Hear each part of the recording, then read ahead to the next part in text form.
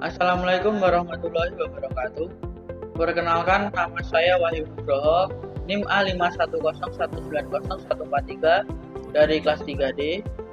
Di video ini saya akan menjelaskan mengenai masalah sosial pada anak SD. Sebelumnya, pengertian masalah sosial sendiri adalah hambatan yang dialami anak dalam proses belajar untuk menyesuaikan diri terhadap norma-norma kelompok, moral, dan tradisi. Dalam video ini, saya membagi masalah sosial menjadi 3, yaitu faktor penyebab, karakteristik, dan peran. Yang pertama, saya akan menjelaskan mengenai faktor penyebab. Faktor penyebab sendiri dibagi menjadi 7. Yang pertama, dalam diri, kemudian keluarga, lingkungan, ekonomi, budaya, biologis, dan ini saya akan menjelaskan satu persatu. Maksud dari dalam diri. Dalam diri yaitu maksudnya anak belum mengenal diri sendiri, kecemasan terhadap perubahan diri, masalah kecerdasan, perasaan tidak nyaman, merasa tidak dipahami dan dihargai, serta ketidakmampuan anak menyampaikan pikiran dan perasaan dengan baik. Kemudian keluarga. Keluarga ini artinya hal yang paling mendasar ialah kasih sayang orang tua yang mutlak harus dicukupi pada anak. Pola pengasuhan keluarga terhadap anak pun tak kalah penting jika tidak ingin anak hidup dengan penuh masalah. Kemudian lingkungan. Lingkungan sendiri maksudnya di antara anak yang sulit beradaptasi, tidak diterima, kurang optimalnya keterampilan sosial hingga contoh kurang baik yang bisa ditiru anak. Kemudian ekonomi. Ekonomi sendiri maksudnya masalah yang terjadi akibat faktor ekonomi, antara lain seperti kemiskinan, pengangguran, dan lain sebagainya. Kemudian budaya. Budaya sendiri artinya masalah yang sosial yang disebabkan oleh faktor budaya, antara lain perceraian, pernikahan usia dini, dan masih banyak lainnya. Kemudian biologis. Maksudnya yaitu masalah sosial yang terjadi karena faktor biologis, antara lain kurang gizi, penyakit menular, dan lain sebagainya. Yang terakhir psikologis. Psikologis sendiri artinya faktor ini muncul jika beban hidup yang dirasakan anak terlalu berat sehingga menimbulkan stres, kemudian timbul luapan emosi yang akan bersikap pada anak tersebut. Kemudian saya akan menjelaskan mengenai karakteristik. Karakteristik sendiri dibagi menjadi 4. Yang pertama, kondisi yang dinilai tidak menyenangkan, kemudian kondisi yang dirasakan banyak orang, dan kondisi yang membentuk pemecahan, dan terakhir, pemecahan masalah tersebut harus diselesaikan melalui aksi secara kolektif. Sini yang pertama maksud dari kondisi yang dinilai tidak menyenangkan. Maksudnya yaitu suatu masalah dapat disebabkan sebagai masalah sosial jika kondisinya dirasakan oleh banyak orang. Yang kedua, kondisi yang akan dirasakan banyak orang. Maksudnya, penilaian masyarakat sangat menentukan suatu masalah dapat dikatakan sebagai masalah sosial.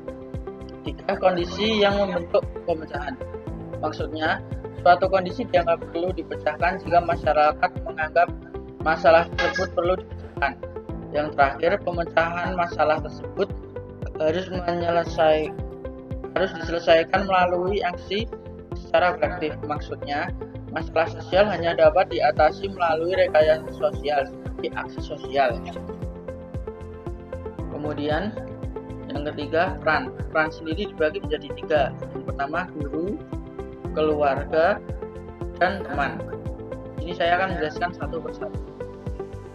Itu peran seorang guru. Yang pertama, menghadapi anak didiknya secara tepat sesuai dengan sikapnya, dan memilih dan menentukan tujuan materi dan strategi belajar yang sesuai. Ketiga, menghadapi anak dengan benar dalam bentuk tingkah laku yang benar. Dan terakhir, menghindari dari pemahaman yang salah tentang anak.